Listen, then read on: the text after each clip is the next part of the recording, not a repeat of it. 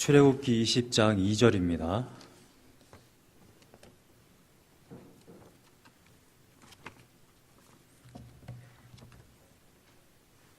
출애굽기 20장 2절 한 절만 보겠습니다.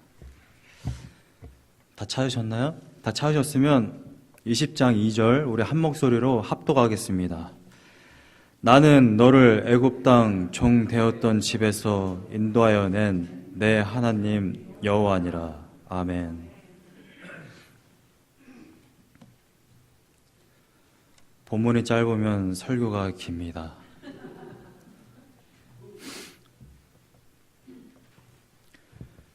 제가 오늘부터 약 12주간 10계명에 대해서 말씀을 나누려고 합니다.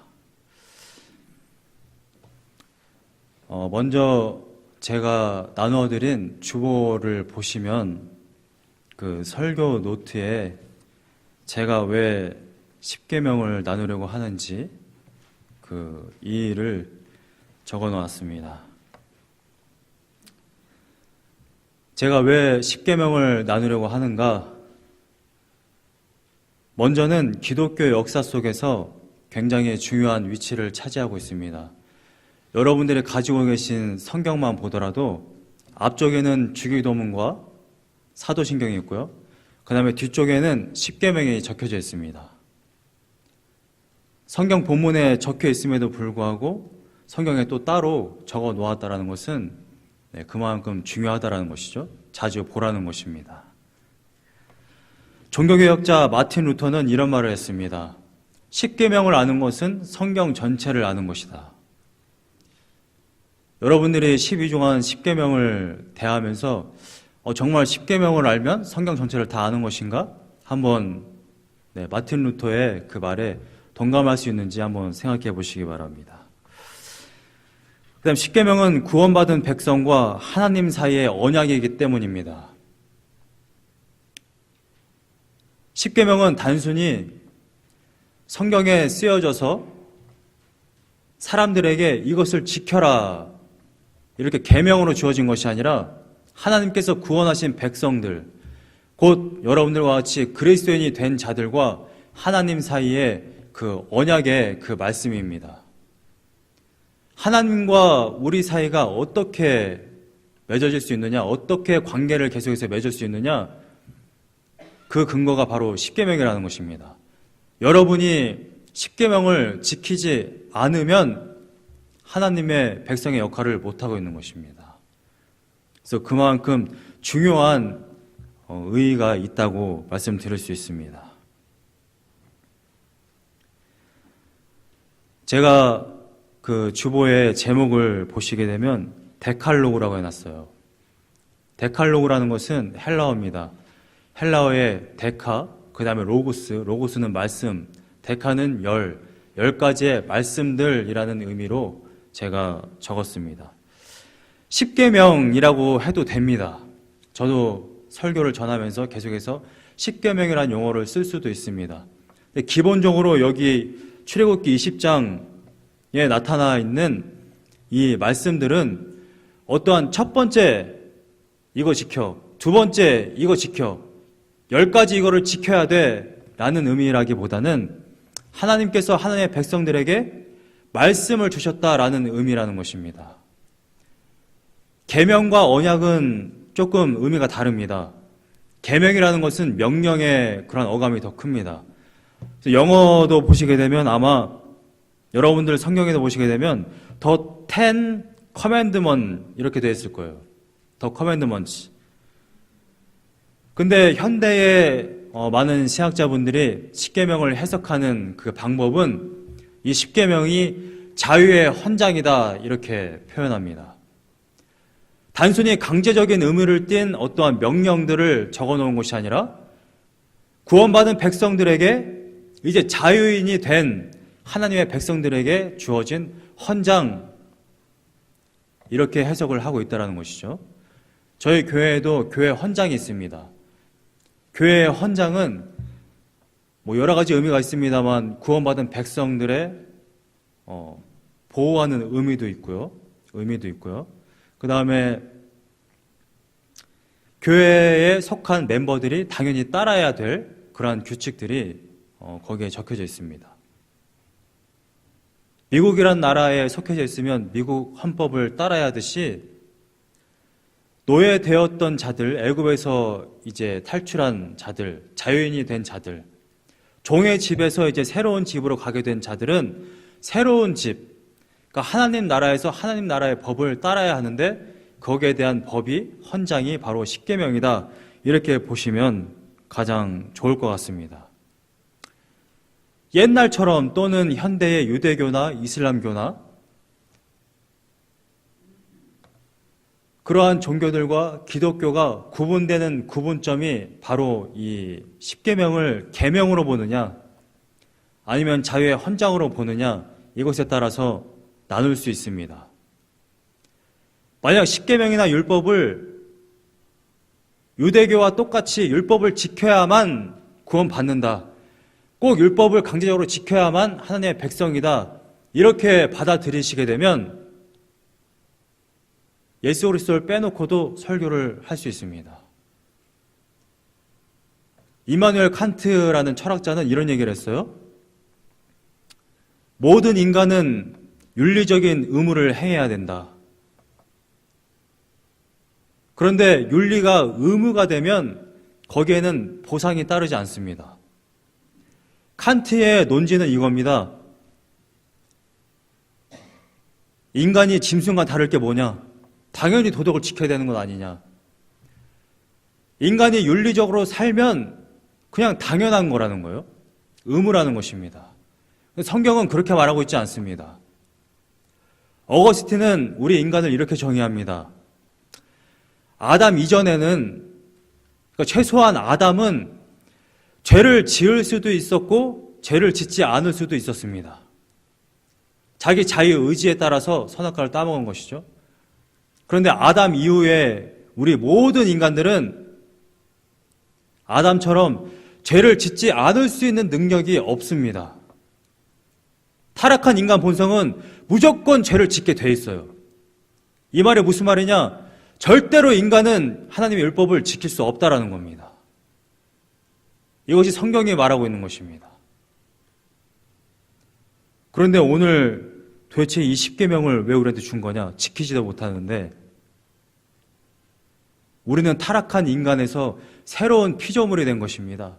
고린도후서 5장 17절 그런즉 그리스도 안에 있으면 새로운 피조물이라. 십계명을 잘 보시게 되면 하나님이 그냥 어떤 인간들에게 십계명을 준 것이 아니라는 것을 볼 수 있습니다. 노예되었던 집에서 해방을 시켰어요. 해방을 시키고 난 이후에 그 해방된 그 자유인들에게 이 말씀을 주신 것입니다. 굉장히 헷갈리시나요? 타락한 인간은 율법을 지킬 수 없습니다. 그러나 그리스도 안에 있는 새로운 피조물은 지킬 수 있다는 것입니다. 그런데 이것은 억지로가 아니에요. 우리 안에 예수 그리스도의 은혜가 있기 때문에 당연히 하나님의 말씀에 아멘, 제가 순종하겠습니다. 이렇게 되는 것이죠. 오늘 본문은 20장인데 19장의 8절을 보시게 되면 이러한 말씀이 있습니다. 19장 8절에 백성이 일제히 응답하여 이르되 여호와께서 명령하신 대로 우리가 다 행하리이다. 백성들이 일제히 응답하였다라는 표현은 그 200만 되는 그 인구가 한 목소리로 여호와의 말씀을 들었을 때에 우리가 하나님의 말씀에 순종하겠습니다. 일체의 어떠한 거리낌 없이 순종하겠습니다라고 대답했다라는 것입니다. 굉장히 기쁨으로. 19장 1절을 보시게 되면 지금 이게 어떤 상황이냐? 이스라엘 자손이 애굽 땅을 떠난 지 3개월 만에 시내산에 도착한 이후에 하나님이 이러한 말씀을 주시는 장면이라는 것을 알 수 있습니다. 출애굽을 했어요. 여러분들이 아마 성경의 지도를 기억하신다면 그 경로를 보실 수 있습니다. 고센 땅에서 출발을 합니다. 그 다음에 마라와 엘림을 지나서 르비딤을 지나 시내산에 도착합니다. 그 과정 가운데 어떠한 일들이 있었습니까? 먼저는 출애굽을 할 때 10가지 재앙을 통해서 바로의 마음을 꺾으셔요. 그래서 출애굽을 하게 됩니다. 출발할 때 어떻게 하게 됩니까? 구름 기둥이 먼저 앞서갑니다. 밤에는 불 기둥이 먼저 앞서갑니다. 자, 바로의 마음을 꺾었으니까 이제 너희들이 알아서 한번 가봐. 이러지 않았다라는 것이죠. 구름 기둥과 불 기둥으로 이스라엘 백성들을 인도했습니다. 마라의 쓴물을 단물이 되게 했어요. 목이 마를 때 반석을 터뜨리셨습니다. 배가 고플 때 메추라기를 내리셨어요. 만나를 먹이셨습니다. 아말렉과의 전쟁에서 승리하게 하셨습니다. 이러한 일을 겪었고 하나님이 어떠한 일을 하셨는지 이스라엘 백성들은 봤다라는 것입니다. 3개월 동안 내내 본 것은 내가 한 것은 하나도 없고 하나님께서 먼저 앞장서시고 하나님께서 어떠한 은혜를 베푸셨는지 이것을 3개월 동안 똑똑히 봤다라는 것입니다. 이 하나님의 역사를 본 이스라엘 백성들은 하나님의 명령이 주어졌을 때 일제히 응답했다라는 것입니다. 한치의 망설임이 없이 여호와께서 명령하신 대로 우리가 다 행하리이다. 우리는 예수님의 그 은혜에 의하여서 우리는 그리스도인이 된 것입니다. 여러분, 교회 봉사를 열심히 하세요. 기도를 열심히 하세요. 하루에 8시간씩 말씀 하루에 몇 시간씩 몇 장씩 읽으세요. 그런다고 해서 여러분들이 구원받는 것이 아니라 하나님이 먼저 여러분들을 구원시키고 난 이후에 하나님의 일을 할 수 있도록, 하나님과 함께 할 수 있도록 하나님이 이루어 가신다라는 것입니다. 그래서 십계명의 의의는 제가 다음 주부터는 첫 계명, 그 다음 주에는 둘째 계명 이렇게 나가게 될 것인데 오늘은 서언을 나눕니다. 서언의 목적이 있습니다. 주보에 설교 노트에 가장 밑에 보시면 제가 이 서언을 굳이 따로 떼서 하는 목적은 크게 3가지입니다. 첫 번째는 오늘 20장 2절 말씀을 통해서 하나님이 누구신가? 그 다음에 바로 그 하나님이 이스라엘과 어떠한 관계를 맺고 있는가? 그래서 결론적으로 이스라엘은 도대체 왜 데칼로그를 지켜야 하는지를 밝히는 것이 제가 오늘 설교의 목적입니다. 1번과 2번은 사실상 연결됩니다. 하나님이 누군지 알려면 하나님이 이스라엘 백성들에게 어떠한 일을 행했는지를 알아야 합니다.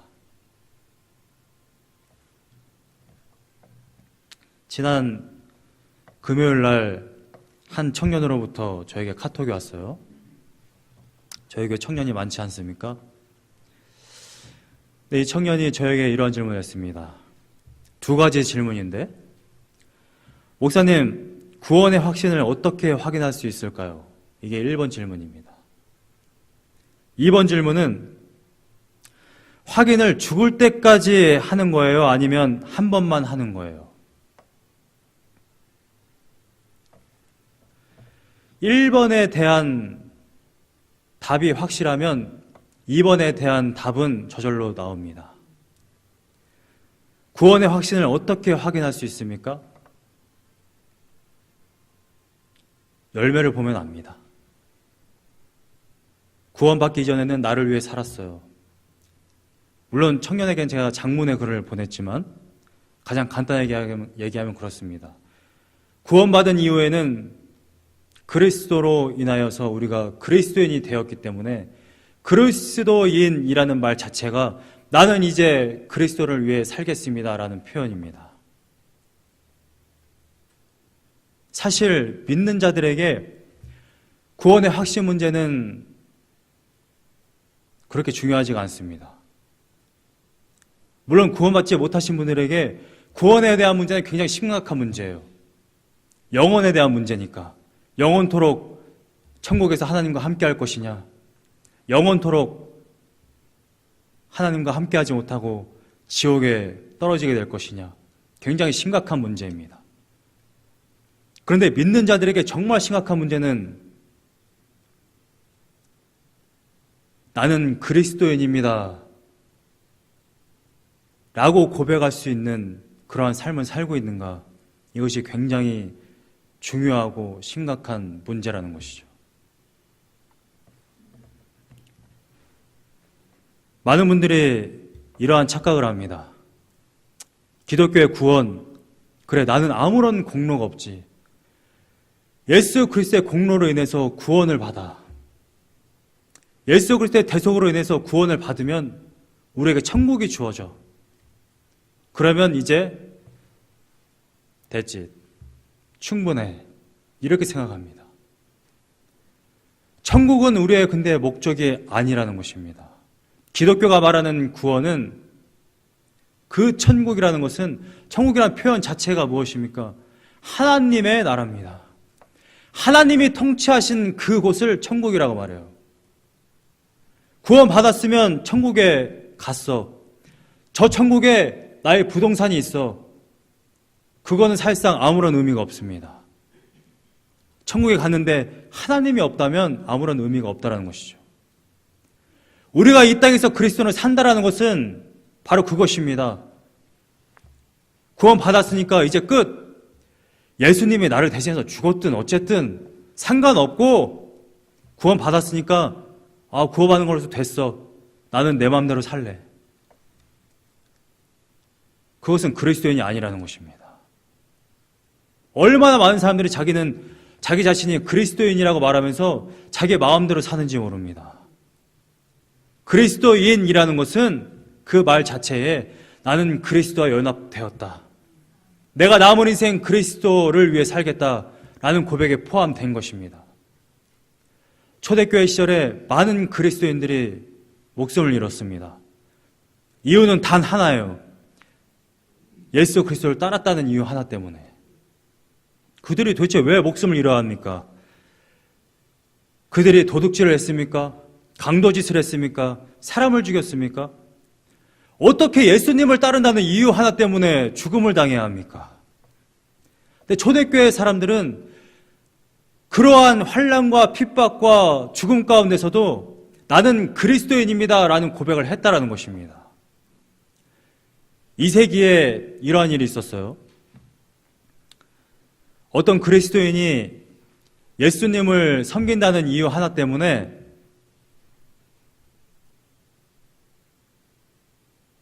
목숨을 잃게 되는 그러한 일이 발생했습니다. 근데 그 재판 과정에서 재판관들이 이러한 질문을 했어요.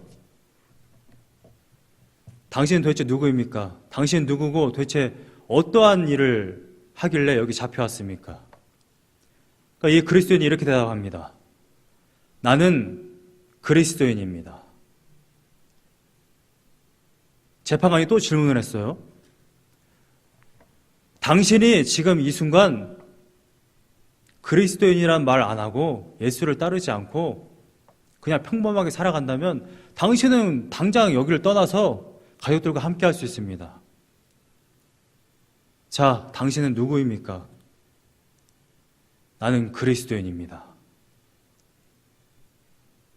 몇 번의 질문을 했는데 이 사람은 가타부타 말을 하지 않고 계속해서 나는 그리스도인이다 라는 말만 했다고 합니다.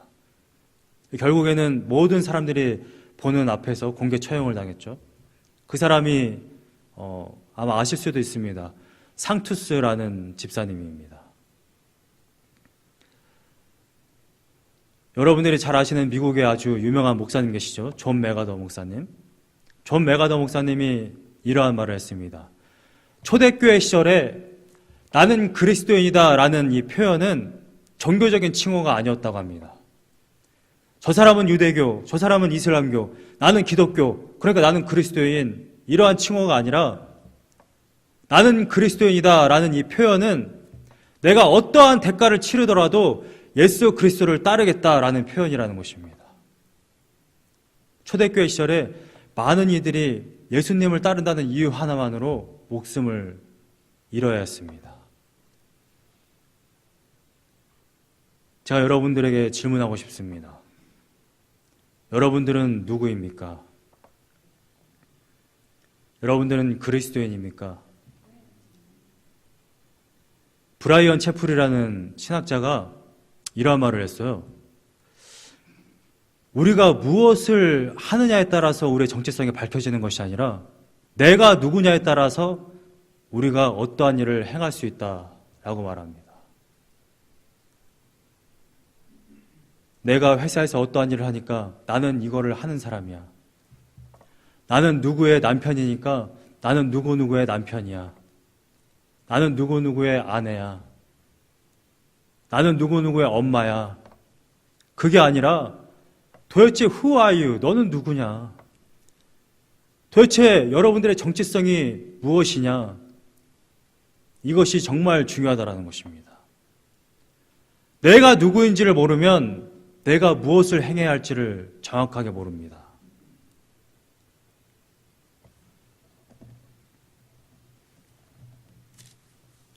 오늘 본문을 보시게 되면 20장 2절에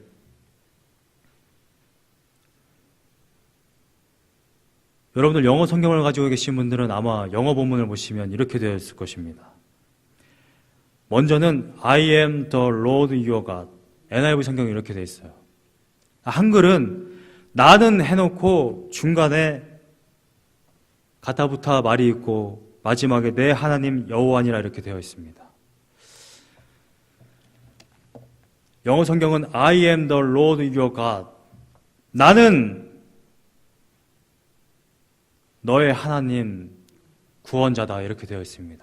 너의 하나님 주인 로드 이렇게 되어 있죠. 원어 성경은 이렇게 되어 있습니다. 제가 주보에 적어놓은 것처럼 I am 야훼 your God. 여기서 한글 성경은 여호와라고 번역을 해놨습니다. 제가 고민을 좀 많이 했어요. 저 같으면 글을 이렇게 쓸 것 같습니다. 나는 너를 애굽 땅 종 되었던 집에서 인도하여 낸 하나님이다. 이렇게만 써도 돼요. 제 생각은 그렇습니다. 여러분들 생각은 어떻습니까? 나는 너를 애굽 땅 종 되었던 집에서 인도하여 낸, 물론 수식어구가 있지만 나는 너의 하나님이야 라고만 얘기해도 됩니다. 그래서 저는 의문이 생긴 거예요. 왜 여호와란 말을 굳이 붙이셨을까? 의문을 해결하기 위해서 여호와라는 단어, 원어 성경으로 구약에 몇 번이 쓰여졌는지 찾아봤습니다. 아주 간단합니다. 소프트웨어에 원어를 치면 돼요. 구약의 여호와라는 말이 몇 번 쓰였느냐? 6826번이 쓰였습니다. 왜 하나님이 여호와란 말을 썼는지를 찾아보려고 다른 구절을 찾으려면 제가 6826개의 구절을 뒤져야 됩니다. 그래서 이거는 안 되겠다. 그래서 나는을 붙였습니다. 아노키 야훼를 붙였어요. 그 가운데서 3번이 연속으로 쓰여져 있는 단락을 찾았습니다. 그것이 어디냐? 출애굽기 6장입니다. 함께 찾아보시면 출애굽기 6장 6절부터 8절까지 나는 여호와라는 어구가 3번 쓰여져 있는데요. 제가 2절부터 읽겠습니다. 6장 2절부터 보시게 되면 하나님이 모세에게 말씀하여 이르시되 나는 여호와니라 내가 아브라함과 이삭과 야곱에게 전능의 하나님으로 나타났으나 나의 이름을 여호와로는 그들에게 알리지 아니하였고 아브라함과 이삭과 야곱 때에는 나의 이름이 여호와다라는 것을 알려주신 적이 없다라는 것입니다. 4절에 가나안 땅 곧 그들이 거류하는 땅을 그들에게 주기로 그들과 언약하였더니, 그러니까 이미 가나안 땅을 이스라엘 백성들에게 주겠다라는 언약은 아브라함과 이삭과 야곱 때에 이미 이루어진 언약이라는 것이죠. 5절에 이제, 그러니까 지금 출애굽 시대를 얘기하고 있는 것입니다. 이제 애굽 사람이 종으로 삼은 이스라엘 자손의 신음소리를 듣고 내가 듣고 나의 언약을 기억하노라.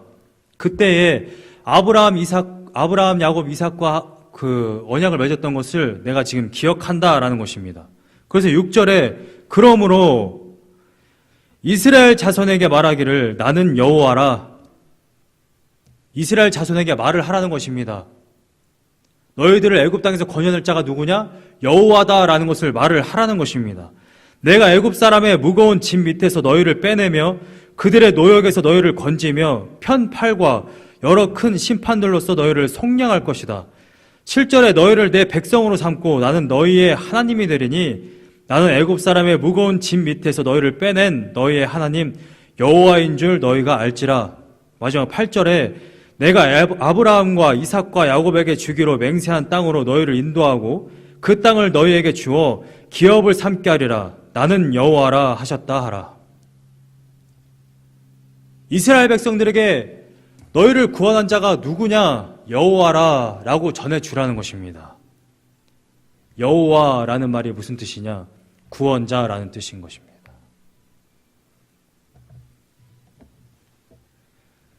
십계명 제1계명을 들어가기 전에 하나님이 모세를 통해서 이 말씀을 지금 하고 있는 것입니다. 나는 내 하나님 여호와다. 너희들을 구원한 바로 그 구원자다. 문맥 안에서 19절에 4절부터 6절을 보시게 되면 이러한 말씀이 있습니다. 19장 4절부터 6절을 보시게 되면 내가 애굽 사람에게 어떻게 행하였음과 애굽 사람에게 어떻게 행하였음과 10가지 재앙을 말하고 있는 것이죠. 내가 어떻게 독수리 날개로 너희를 업어 내게로 인도하였음을 너희가 보았느니라. 표현이 기가 막힌 표현입니다. 내가 어떻게 독수리 날개로 너희를 업어 내게로 인도하였음을 너희가 보았느니라. 너희들이 걸어올 때 나는 그냥 앞장서서 걸어왔어 이러한 표현이 아닙니다. 업어왔다라는 것입니다. 이 표현이 원어적으로는 산모가 아이를 뱄는데 그 뵌 아이를 데리고 오듯이 너희들을 데리고 왔다라는 표현인 것입니다. 5절에 세계가 다 내게 속하였나니 너희가 내 말을 잘 듣고 내 언약을 지키면 너희는 모든 민족 중에서 내 소유가 되겠고 6절에 너희가 내게 대하여 제사장 나라가 되며 거룩한 백성이 되리라. 제사장 나라가 되겠다라는 표현이 무엇입니까? 이스라엘 백성 가운데 대표는 제사장입니다. 제사장 나라가 된다는 것은 모든 세계에 있는 나라들 중에 가장 으뜸이 되는 나라, 그러한 나라가 되게 하겠다 이러한 말씀인 것이죠. 그래서 20장 1절을 보시게 되면 십계명을 주실 때에 이렇게 시작하고 있는 것입니다. 하나님이 이 모든 말씀으로 이 19장의 4절부터 6절까지 나오는 이 모든 말씀으로 말씀하여 이르시되 나는 내 하나님 여호와다.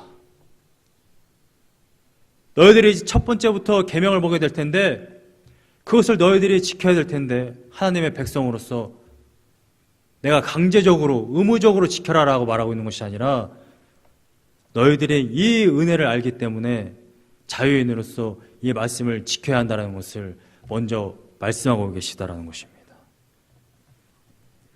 그것이 바로 오늘 본문의 20장 2절에 정확하게 나와 있습니다.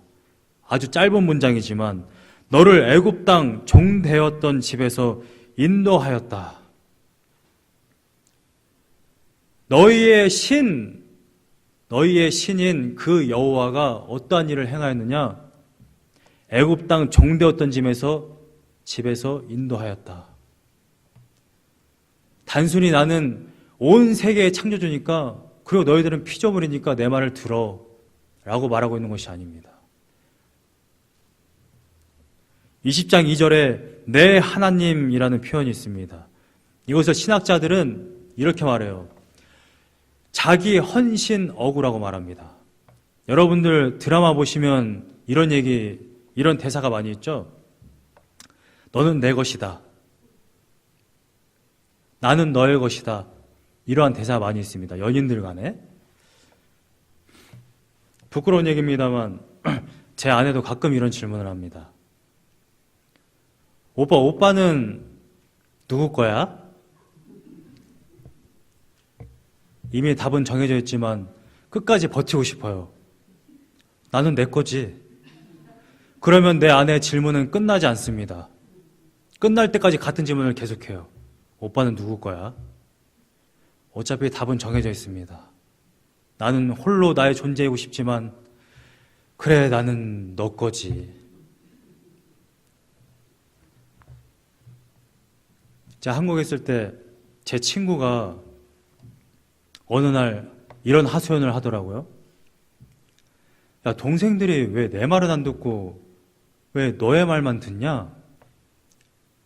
정말 서운해서 저한테 한 얘기예요. 동생들이 왜 네 말만 듣고 내 말은 안 들어? 제가 그 친구에게 이렇게 물어봤습니다. 동생들한테 밥 한번 사봤어? 동생들한테 뭐 따뜻한 말 한마디라도 해봤어? 동생들한테 밤새워가면서 함께 있어봤어? 동생들한테 네가 뭘 했어? 네가 뭘 한 게 있다고 형이란 말을 들으려고 그래? 제가 하나님의 말씀을 들을 때에 이런 생각 정말 많이 했습니다. 하나님이 도대체 나한테 뭘 했다고 하나님의 말씀을 들어야 돼? 제가 2006년도에 예수님을 만났잖아요. 26년 동안 그렇게 살아왔습니다. 저희 아버지가 목사님으로서 맨날 주일마다 설교하시고 뭐 많은 이야기들 하시잖아요. 나는 하나님의 은혜를 경험한 적이 없는데 예수 그리스도를 만나지 않았는데 도대체 어떻게 하나님의 말씀에 순종을 할 수가 있습니까? 도저히 불가능하다라는 것입니다. 오늘 본문에 하나님은 나는 너의 하나님 여호와다 이렇게 말합니다. 원래 이스라엘 백성들이 애굽 땅에 있었을 때에 얼마나 많은 신이 있었는지 아시죠? 최소한 10가지가 넘는 신은 있었습니다. 10가지 재앙들을 보시면 알 수 있죠. 그런데 애굽에 있는 신들은 전부 다 왕이나 귀족의 신들이었어요. 우상에 원하는 신전을 지어주고요. 이 우상들에게 많은 재물을 갖다 바쳐야 신들이 좋아했습니다. 근데 이 여호와라는 신은 되게 이상해요. 왕이나 귀족이 아니라 종들의 신이 되겠다는 거예요. 노예의 신이 되겠다는 겁니다. 신약에 와보니까 똑같습니다. 예수님이 누구와 함께 했습니까? 율법학자들, 부자들, 세리와 창녀들과 함께 했죠. 문둥병자들과 함께 했습니다. 우는 자들과 함께 했습니다. 사회층에서 가장 가난하고 힘들어하는 자들과 함께 했습니다. 굉장히 이상한 신입니다.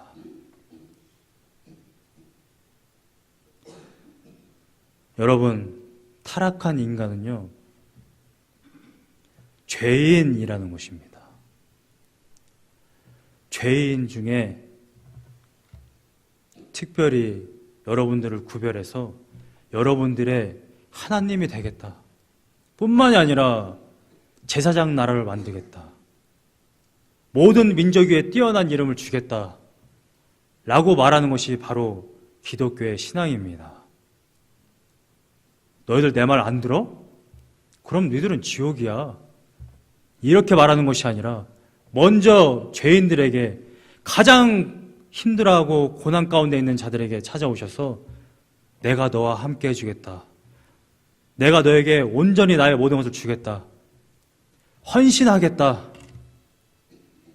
나의 모든 것을 내어주겠다. 그래서 십자가 아래에서 정말 모든 것을 내어주신 것이 바로 예수 그리스도 아닙니까?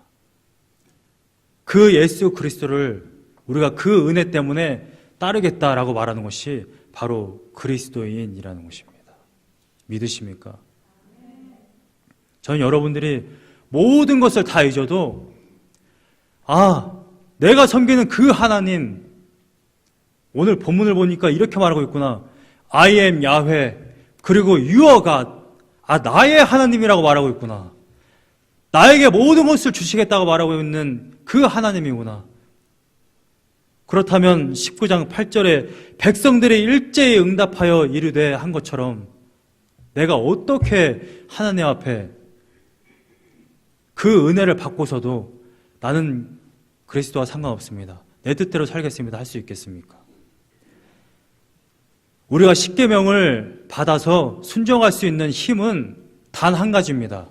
요한복음 14장 6절에 나와 있는 것처럼 나를 사랑하는 자는 나의 계명을 지키느니라. 우리가 죄를 버리고 예수 그리스도의 계명을 따를 수 있는 힘은 단 한 가지입니다. 그 은혜에 힘입어서 예수 그리스도를 더 사랑하면 됩니다. 여러분, 죄 짓지 마십시오. 내가 아무리 얘기를 해도 여러분들은 죄를 또 져요. 그건 저만 봐도 압니다. 기본적으로 죄를 너무 사랑해요. 여러분, 죄 안 사랑하시는 분 계십니까?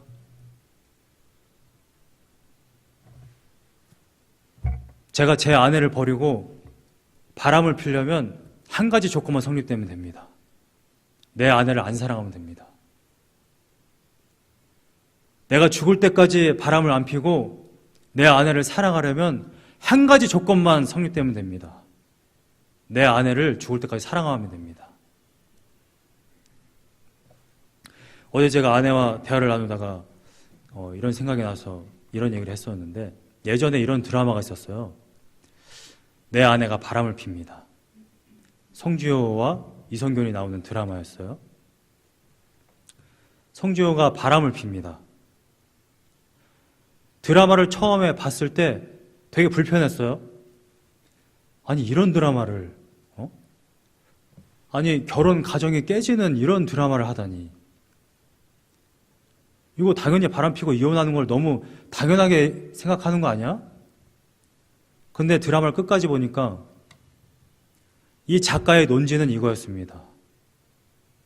바람핀 그 여자는 죄인이 맞습니다. 그런데 남편인 이 이성균도 그런 부부의 사랑을 지키기 위해서, 결혼 생활을 지키기 위해서 얼마나 노력을 했냐라는 거예요. 평소에 그런 노력을 하지 않았다는 것입니다. 우리가 하나님을 사랑하고 죄를 멀리하려면 한 가지 방법밖에 없습니다.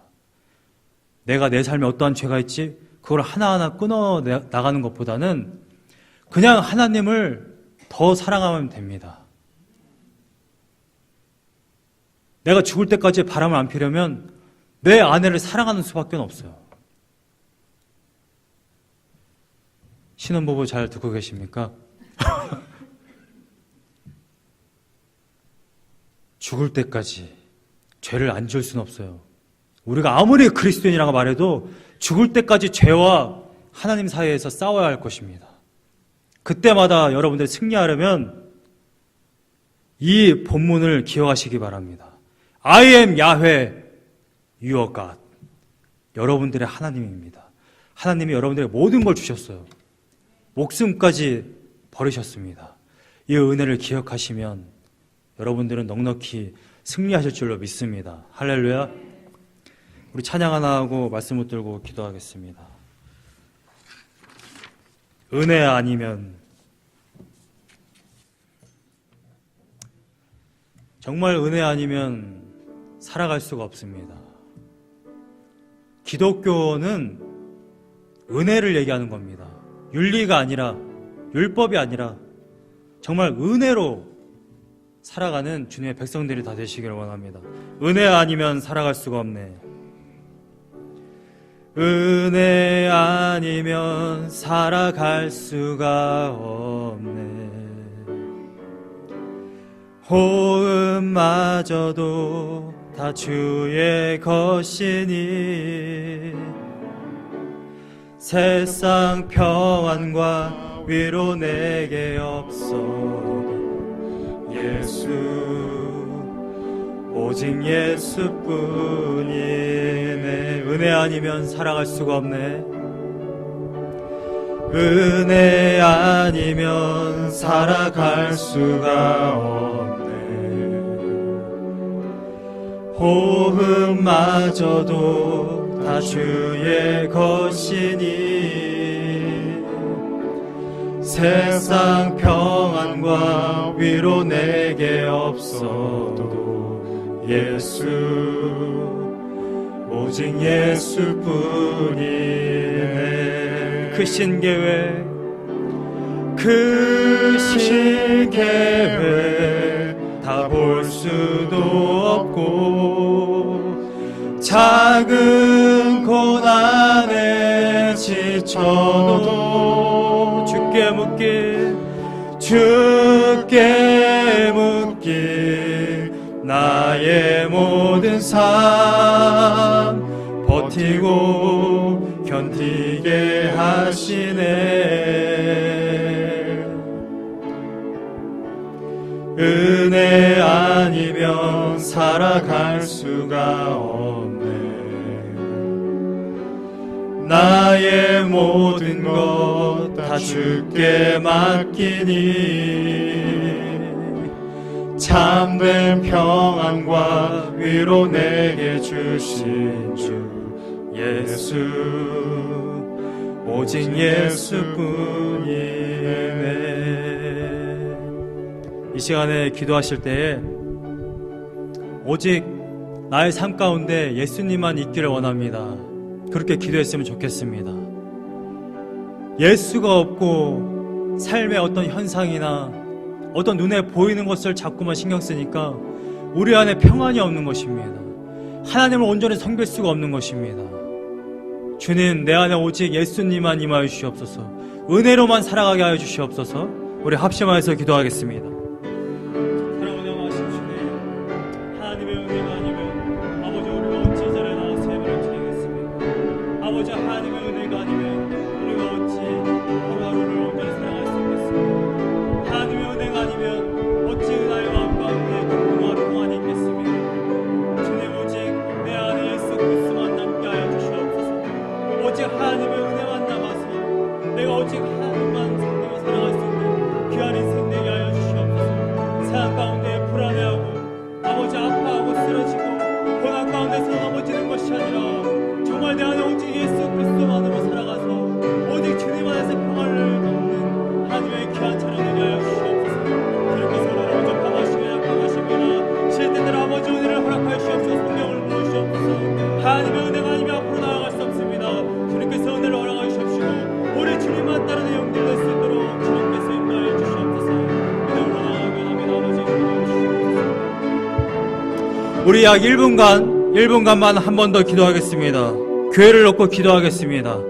이 켄터키 선교교회가 정말 오직 예수님만 임하는 예수 그리스도의 생명이 넘쳐나는 그런 교회 되게 하여 주시옵소서. 우리 교회를 놓고 기도하겠습니다. 할렐루야. 사랑하는 하신 주님, 하나님의 귀한 백성들 아버지께서 하십니다. 이 교회가 정말 예수님의 생명이 넘쳐나는 교회요, 주님만 승리하는 교회 될 수 있도록 주님께서 인도하여 주시옵소서. 성경으로 아버지 역사해 주셔서 각 사람들이 오직 성경 안에서 거듭나게 하여 주시옵시고 오직 예수 그리스도의 생명으로 넘쳐나서 어디에서 무엇이 하지 않은 말씀과 받아 기쁨 감사함으로 살아갈 수 있는 그러한 교회의 문화 공동체 될 수 있도록 주님께서 인도하시고 역사해 주시옵소서. 하나님의 은혜가 아니면 앞으로 나아갈 수 없습니다. 오직 이 교회가 하나님의 은혜로 충만한 교회, 오직 하나님께서 앞서하신 그러한 교회 될 수 있도록 주님께서 인도하시고 역사해 주시옵소서. 우리들의 약함을 하시고 오직함을 하십니다. 우리들의 생각, 우리들의 힘으로 되는 것이 아무것도 없사오니 오직 하나님만 의지하게 하시옵시고 하나님의 은혜를 얼마나 나아갈 수 용들 낼 수 있도록 주님께서 인도하시고 역사해 주시옵소서. 우리 주님만 의지합니다. 아버지 인도해 주시옵소서. 사랑하고 하신 주님 감사합니다. 하나님의 은혜가 아니면 우리가 어찌 이 자리에 나와서 예배를 드릴 수 있겠습니까? 하나님의 은혜가 아니면 우리가 어떻게 하루하루를 살아갈 수 있겠습니까? 주님, 하나님의 그 은혜가 나의 삶 가운데 항상 넘쳐날 수 있도록 주님께서 인도하여 주시옵소서. 오직 예수 그리스도라고 말합니다. 아버지여, 나는 그리스도인이다. 내가 어디에서 무엇을 하지 간에, 내가 어떠한 생각을 하지 간에 내가 먼저 나는 그리스도인으로서 내가 살아가는 나의 정체성을 회복하는 귀한 백성들 될 수 있도록 주님께서 인도하여 주시옵소서. 하나님의 그 은혜, I am Yahweh, you are God. 나는 너의 하나님, 바로 나의 하나님이 나와 함께 하시고 하나님께서 나의 모든 것을 부어주셨다. 이 은혜가 넘쳐나는 귀한 백성 될 수 있도록 주님께서 인도하여 주시옵소서. 하나님의 은혜를 잊지 않게 하여 주시옵소서. 한 주간 살아가는 동안 이 은혜의 힘입어서 살아갈 수 있도록 인도하시고 하나님의 말씀에 아멘으로 순종할 수 있는 귀한 은혜를 허락하여 주시옵소서. 오직 주님께서 우리들의 영과 육을 주관하실 것을 믿사오며 예수님의 이름으로 기도하였습니다.